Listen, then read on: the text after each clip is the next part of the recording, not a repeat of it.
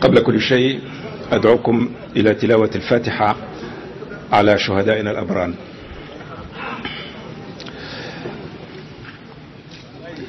الحمد لله رب العالمين الرحمن الرحيم مالك يوم الدين إياك نعبد وإياك نستعين اهدنا الصراط المستقيم صراط الذين أنعمت عليهم غير المغضوب عليهم ولا الضالين آمين.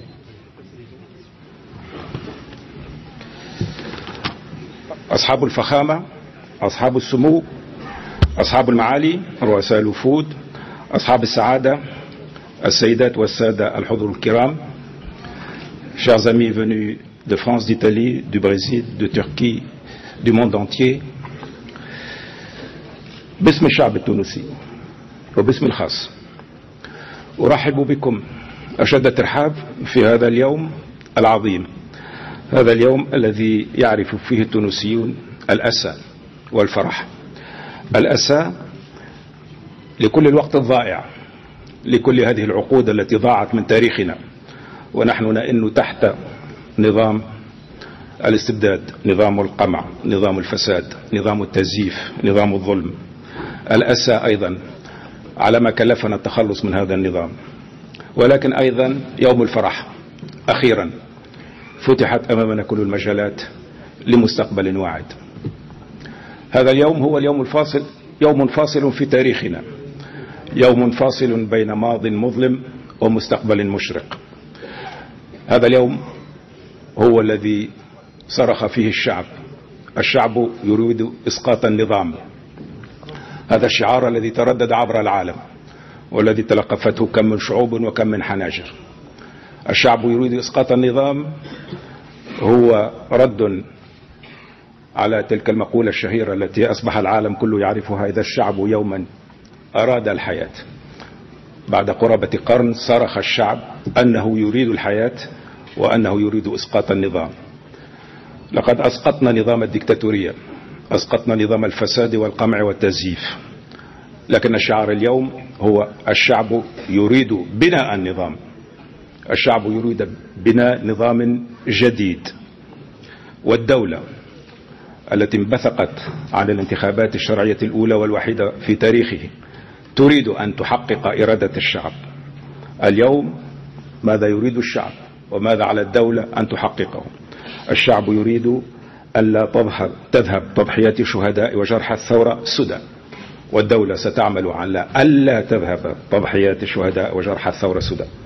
الشعب يريد تكريم جيشه الذي حمى ثورته وساهم في إنجاح الانتخابات وساهم في الإنماء، والدولة ستعمل على تكريم هذا الجيش. الشعب يريد إعادة الاعتبار إلى سلك الأمن الذي تضرر أكثر من كل أسلاك الدولة من النظام الاستبدادي، والدولة ستعيد لسلك الأمن كرامته واعتباره، وستدعو كافة مواطني هذه الدولة إلى احترام رجال الأمن، حيث لا وجود لاستقرار ولا وجود لاستثمار دون عودة هذا السلك إلى معنويته العالية وإلى عمله هذه المرة في خدمة الوطن، في خدمة العلم، وليس في خدمة شخص أو نظام. الشعب يريد المحاسبة ثم المصالحة، ويريدها في هذا النظام: المحاسبة ثم المصالحة، حيث لا مصالحة حقيقية دون محاسبة حقيقية. والدولة ستسعى إلى أن تكون هناك محاسبة دون انتقام ودون ثأر، ولكن أيضا في إطار عدالة قد تكون انتقالية، ولكنها يجب أن تكون عدالة.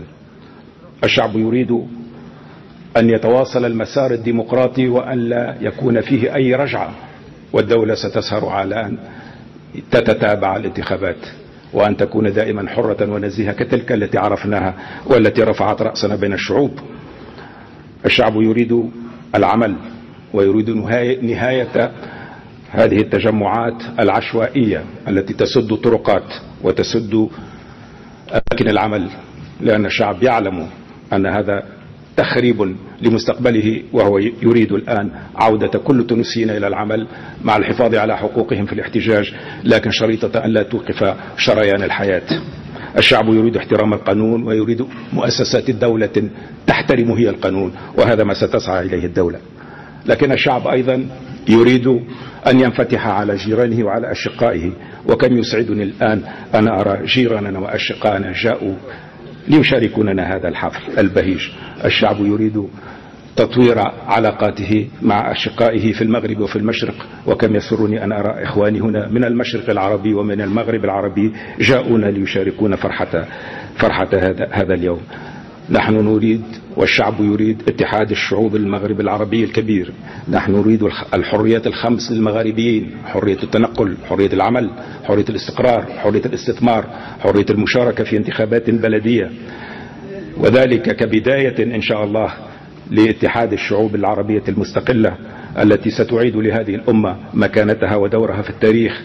ويا الله كم ضيعنا من عقود ومن قرون ونحن خارج ساحة هذه التاريخ، والحال أن هذا التاريخ بأحوج ما يكون إلى أمة كأمتنا تشارك في العلم وتشارك في التقدم وتشارك في حل مشاكل الإنسانية بدل أن تكون عليه عبئا. نعم، نحن نريد أيضا تطوير علاقاتنا مع أصدقائنا في الغرب في أوروبا. نحن نريد أيضا تطوير علاقاتنا مع أصدقائنا وإخواننا في الجنوب في إفريقيا، ونريد التفتح على آسيا، ونريد التفتح على أمريكا اللاتينية. نحن نريد لهذا البلد الصغير أن يكون في مجموعة كبرى هي المغرب العربي الكبير، ثم مجموعة أكبر هي المجموعة العربية، حتى نتفتح على باقي شعوب الأمة، لأن حب الوطن لا يعني الشوفينية، والتمسك بالقيم وبالثوابت وبالهوية العربية الإسلامية لا يعني الانغلاق عليها أو اعتبار كل ما دونها لا يسوى شيئا، بل بالعكس نحن جزء من الأمة البشرية وسنسعى لأن نكون جزءا من حل مشاكلها وليس جزءا من مشاكلها إضافيا. اللهم لك الحمد أننا شفنا هذا اليوم، اللهم لك الحمد أننا أصبحنا في هذا البلد نستطيع أن نتكلم بكامل الحرية. اللهم لك الحمد لأنك فتحت أمامنا أخيرا أبواب المستقبل. سنكون أوفياء لشهداء هذه الثورة، وسنحتفل كل سنة بهذه الذكرى، وقد ازددنا تقدما وقد مشينا على درب تحقيق هذه الآمال التي مات من أجلها الشهداء.